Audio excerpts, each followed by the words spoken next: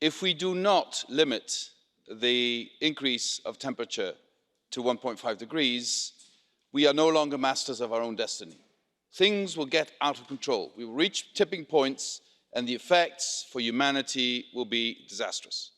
If we do not shape the fourth industrial revolution that is happening right now at breakneck speed, others will shape it for us.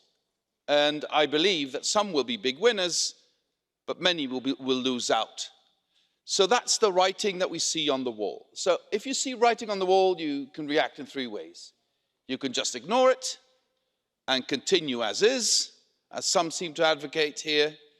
You can be afraid and hide under the bed, which I would not advocate, or you can start acting.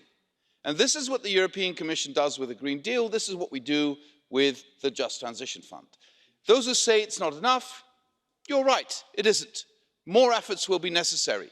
But it is a first step in the right direction, and any journey starts with a first step. And we will start discussing the elements with you in the next months and years so that we get it right. And I want to explicitly thank President Buzek for having made this proposal. It's his idea and we worked on this. And I say this on the day, and he will allow me to say this, that I want to just recall that exactly 1 year ago, a courageous mayor, Pavel Adamovich, my friend, was murdered.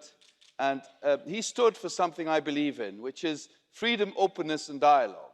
And I really would like to just mention his name here today because he deserves that and we should never forget him. Let me end on one thing. Yes, it was said, I am a grandson of coal miners. That's right. But I also know the writing is on the wall for coal. There is no future in coal.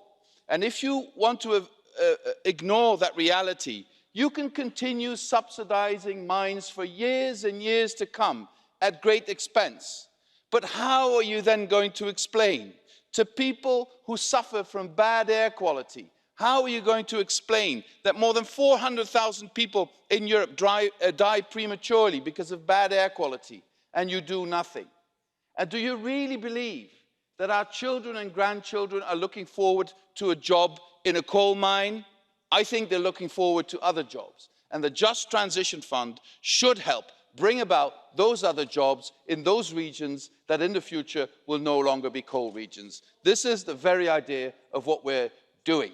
And if ignoring the writing on the wall, as you do, is not an option, nor will the British government do that. And I'm absolutely sure in the future, the European Union and the British government will be working hand in hand to make the Green Deal happen.